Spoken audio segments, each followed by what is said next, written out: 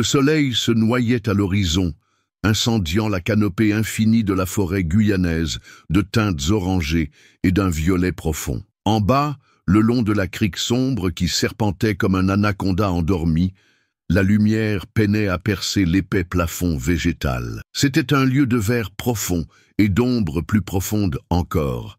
Un monde qui bourdonnait de vie, mais seulement pour qui savait écouter. Henri Dubois savait. À 67 ans, ses mains étaient noueuses, comme de vieilles racines, et son visage était une carte de rides creusée par le soleil et l'inquiétude.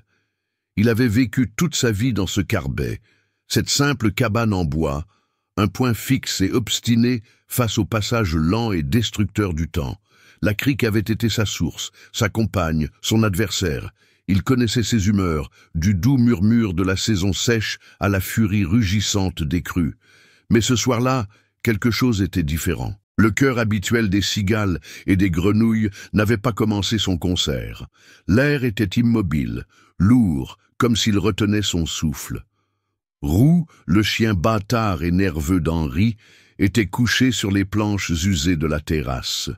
Son pelage avait la couleur de la rouille et de la boue, et ses oreilles gardaient un pli curieux en permanence. C'était, en somme, un chien ordinaire, mais sa loyauté était aussi constante que la lune.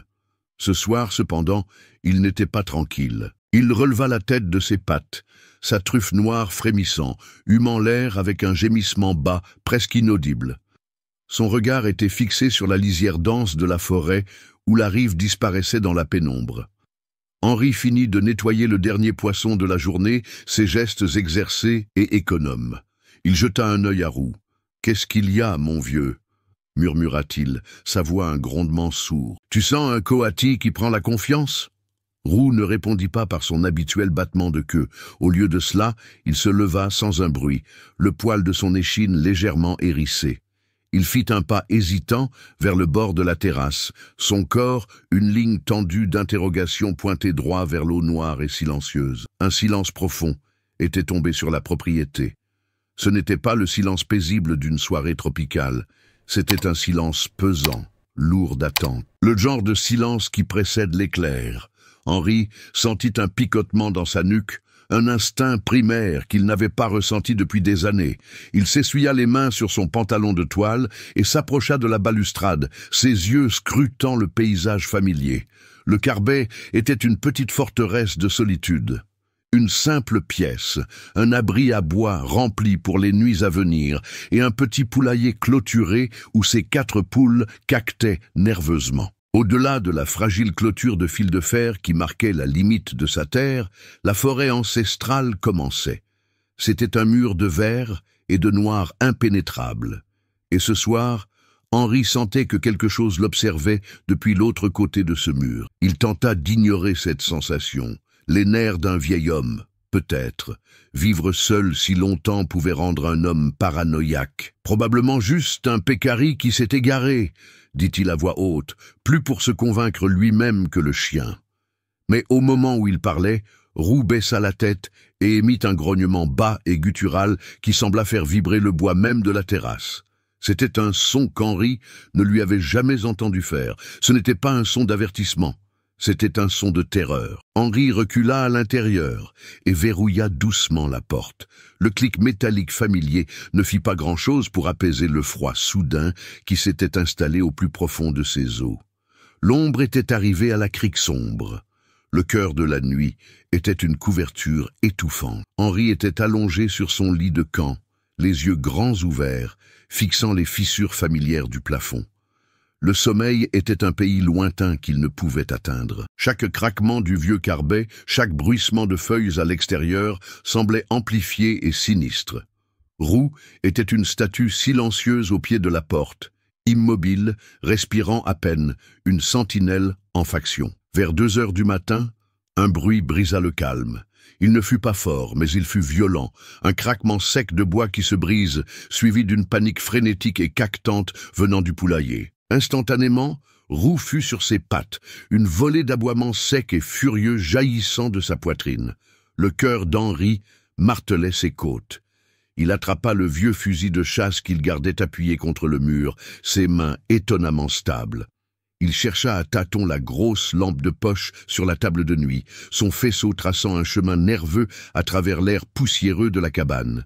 « Doucement, mon gars !» chuchota-t-il, la main sur le dos tremblant de roue. Les aboiements du chien se calmèrent pour devenir un grognement bas et continu, une promesse de violence dirigée vers l'intrus invisible. Henri déverrouilla la porte et sortit prudemment sur la terrasse, le faisceau de la lampe de poche dansant devant lui. L'air était chargé d'une nouvelle odeur. C'était une odeur lourde, musquée, une odeur primitive de fauve et de puissance brute qui dominait le parfum familier de la végétation et de la terre humide. Il balaya le terrain avec la lumière, s'arrêtant sur le poulailler. Le grillage d'un côté était éventré, arraché du cadre en bois avec une facilité méprisante. 2 de ces 4 poules avaient disparu. Pas de plumes, pas de sang, juste un trou béant et le silence terrifié des survivantes. Son faisceau lumineux balaya le sol humide près du poulailler. Là, profondément imprimée dans la boue, il y avait une empreinte. Elle était massive, ronde, de la taille d'une grande assiette, avec les marques claires des coussinets d'un félin. Le signe était sans équivoque. Un jaguar. Il avait entendu les histoires de son grand-père, des légendes sur les esprits de la rivière, de grands jaguars tachetés qui parcouraient cette forêt des générations auparavant. La plupart les considéraient comme disparus depuis longtemps, des fantômes d'un temps plus sauvage. Mais l'empreinte était fraîche, indéniable. En la fixant, une froide prise de conscience le submergea. La créature n'avait pas pris les poules uniquement pour se nourrir.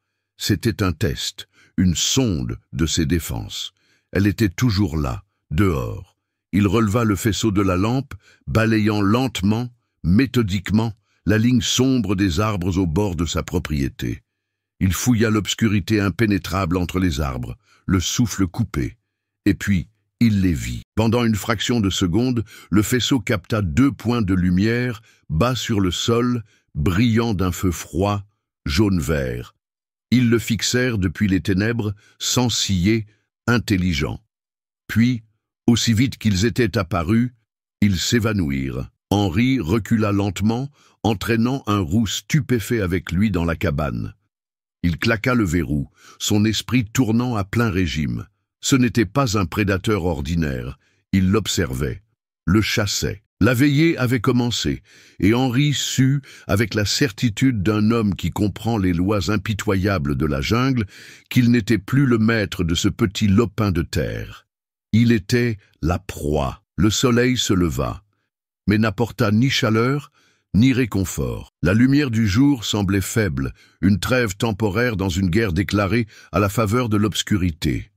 La première chose qu'Henri fit fut d'inspecter l'extérieur de la cabane. Il les trouva immédiatement, de longues et profondes estafilades creusées dans le bois épais de la porte de la cuisine, des éclats arrachés comme par un rasoir de géant.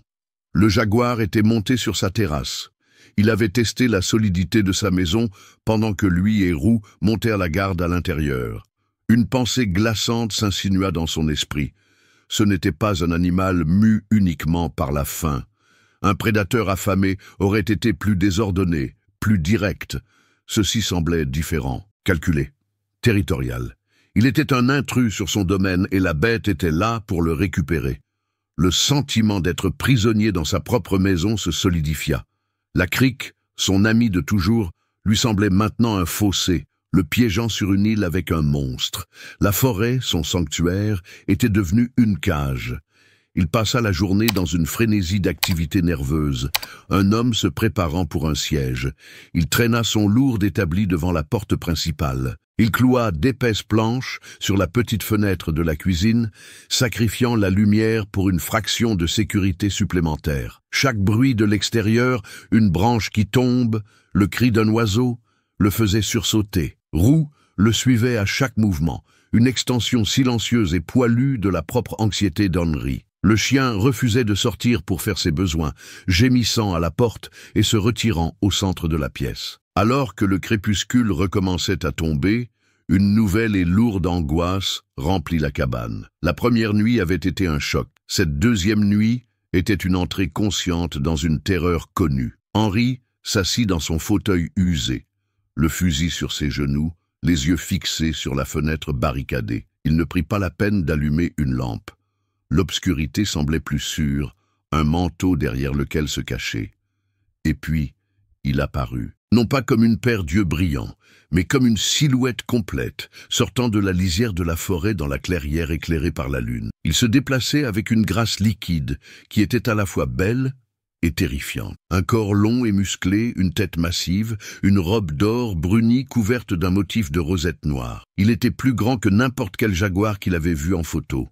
Un véritable fantôme de la rivière. Il ne se précipita pas, il ne se faufila pas. Il marcha jusqu'au centre de son terrain et s'arrêta, tournant sa grande tête pour regarder directement la cabane. Roux, voyant la créature à travers une fente dans le cadre de la porte, éclata en une symphonie frénétique et désespérée d'aboiements.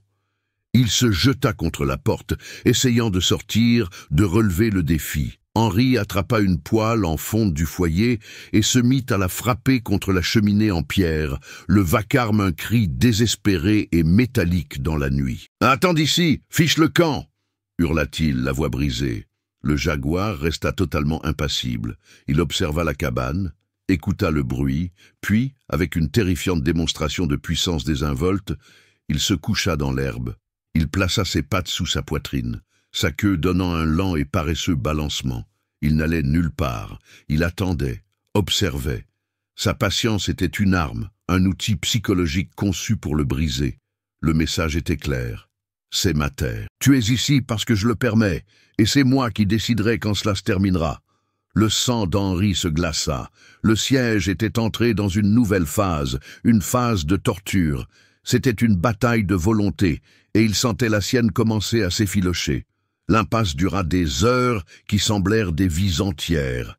Le jaguar était couché dans la cour, une statue dorée de malheur imminent, tandis qu'à l'intérieur, Henri et Roux étaient prisonniers d'une tension suffocante. Toutes les quelques minutes, Roux laissait échapper une volée d'aboiements, son corps tremblant d'un mélange de rage et de peur. Henri restait assis, immobile, le fusil devenant plus lourd sur ses genoux, ses muscles hurlant sous la tension de sa posture rigide.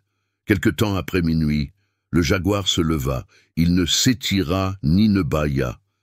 Il se mit debout avec une intention soudaine et délibérée. Le cœur d'Henri bondit dans sa gorge.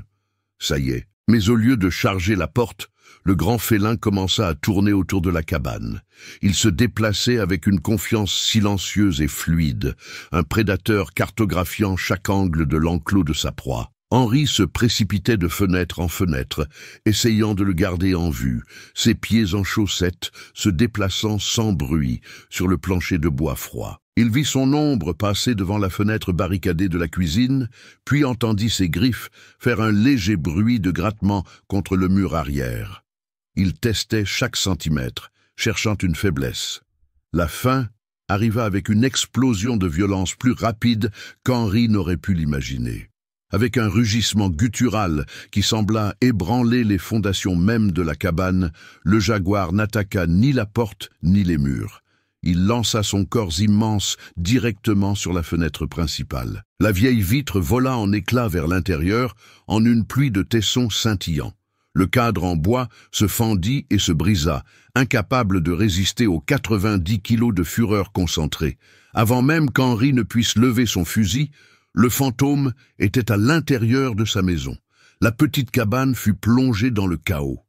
Roux, avec un courage qui défiait sa petite taille, n'hésita pas. Il se jeta sur le jaguar, un kamikaze de fourrure et de dents, mordant les pattes et la gorge du chat géant, une tentative désespérée de donner à son maître quelques précieuses secondes. Henri, reculant en trébuchant, leva enfin le fusil. Mais c'était impossible. Les deux animaux formaient un tourbillon de mouvements, un flou de fourrure or et noire et de rouille et de boue. Il ne pouvait pas obtenir un tir clair sans toucher Roux. L'air se remplit du son de rugissements profonds et gutturaux et de jappements aigus de douleur, du fracas des meubles renversés, du raclement des griffes sur le bois. Le jaguar était une force de la nature. D'un seul coup de patte de la taille d'une main humaine, il envoya Roux voler à travers la pièce, où il heurta la cheminée en pierre avec un bruit sourd et écœurant. Le chien tomba au sol, gémissant, sa patte pliée à un angle contre nature. Le jaguar tourna son attention vers Henri. Ses babines étaient retroussées en un grognement, révélant d'énormes canines jaunâtres. Ses yeux jaunes brûlaient d'un feu froid et prédateur. Il rassembla ses puissants quartiers arrière, se préparant pour un saut final et mortel. Dans cette fraction de seconde, alors que la mort le regardait en face, Henri vit un éclair de mouvement. Roux, traînant son corps brisé sur le sol, rassembla sa dernière once de force. Il se jeta en avant et enfonça ses crocs profondément dans la patte arrière du jaguar, s'accrochant avec le dernier vestige de la loyauté de sa vie. Le jaguar rugit de douleur et de surprise, se tordant pour atteindre le petit chien accroché à sa patte. Cet unique acte de défi désintéressé fut la seule ouverture qu'Henri obtiendrait. Il ne visa pas, il ne réfléchit pas. Il leva le canon du fusil et tira. La détonation fut assourdissante dans l'espace clos. Le recul le fit chanceler en arrière. Le jaguar tressaillit violemment alors que la chevrotine lui déchiquetait l'épaule et le cou. Ce n'était pas un coup mortel, mais c'était un coup douloureux et choquant. Le grand félin trébucha, son rugissement se transformant en une toux étouffée. Il regarda Henri, puis le chien toujours agrippé à sa patte, et enfin la fenêtre brisée.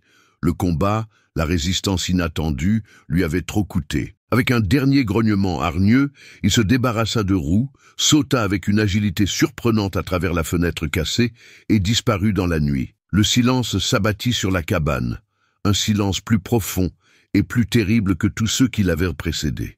Il était épais de l'odeur de la poudre, du musc animal et du sang. Le seul son était la propre respiration haletante d'Henri, chaque inspiration un hoquet douloureux et frissonnant. L'adrénaline s'estompa, le laissant faible et tremblant, son corps couvert d'une sueur froide. Sa maison était en ruine. La table était renversée, sa chaise en morceaux, et des éclats de verre jonchaient le sol comme des diamants cruels. Mais ses yeux étaient fixés sur la petite forme immobile près de la cheminée. « Roux » murmura-t-il, sa voix un croassement brisé. Il s'agenouilla à côté de son ami. La poitrine du chien se soulevait et s'abaissait en respiration courte et rapide. Ses yeux étaient ouverts, vitreux de douleur, mais ils étaient fixés sur Henri. Henri posa doucement une main sur la tête de Roux, caressant la fourrure emmêlée. « Tu l'as fait, mon vieux !» suffoqua Henri, les larmes finissant par jaillir et couler sur ses joues burinées. « Tu m'as sauvé, sale cabot têtu !» Roux réussit à donner un faible coup de queue contre le plancher, un dernier message fugace. Il laissa échapper un doux soupir, un léger souffle, puis ses yeux perdirent leur mise au point. Le rythme lent et régulier de sa respiration s'arrêta tout simplement. Le soleil qui se leva ce matin-là fut un témoin impitoyable. Il illumina la destruction à l'intérieur de la cabane et le vide profond qui la remplissait désormais. Henri était assis sur sa terrasse, le fusil posé contre la balustrade, le regard perdu dans la lisière de la forêt. Il n'avait pas dormi. Il avait passé les heures restantes de l'obscurité assis à côté du corps de Roux, une veillée silencieuse et déchirante. Il trouva facilement la piste de sang, de grandes taches sombres menant de sa fenêtre vers les bois denses. Le jaguar était blessé, peut-être mortellement. Il ne reviendrait pas, il avait gagné la bataille pour sa maison. Mais la victoire avait un goût de cendre dans sa bouche. Il avait survécu, mais à un coup qui semblait insupportable. Plus tard dans la journée, avec des muscles endoloris et un cœur encore plus lourd, il porta le petit corps de Roux enveloppé dans une couverture jusqu'à la rive de la crique. Il l'enterra à l'ombre d'un grand fromager, l'endroit où Roux aimait s'allonger les après-midi chauds, à regarder l'eau couler. Il n'utilisa pas de pelle. Il creusa avec ses mains nues et noueuses, ayant besoin de sentir la terre, de se connecter à la finalité brute de l'acte. Il ne fit pas de croix. Il plaça une seule pierre de rivière lisse et blanche sur le monticule de terre fraîche. Un mémorial silencieux et stoïque pour un ami silencieux et stoïque. Il resta là longtemps, à regarder la rivière, son seul compagnon restant. La forêt de l'autre côté de l'eau était tout aussi belle, tout aussi verte, tout aussi vivante que 2 jours auparavant. Mais pour Henri, elle avait changé pour toujours. Ce n'était plus seulement un lieu de paix et de solitude. C'était un lieu de pouvoir. de lois brutales et impitoyables. Il avait affronté le fantôme de la rivière, le cœur véritable de la nature sauvage, et s'était vu rappeler sa propre place fragile en son sein. Il n'y a pas de méchant dans la nature, pensa-t-il, seulement la faim et la vie et le combat terrible et magnifique pour un jour de plus. Sa survie avait été achetée avec une monnaie d'amour et de loyauté qu'il ne pourrait jamais rembourser. Et il sut, en se retournant pour regagner sa cabane désormais silencieuse et vide, qu'il porterait le poids de cette dette pour le reste de ses jours.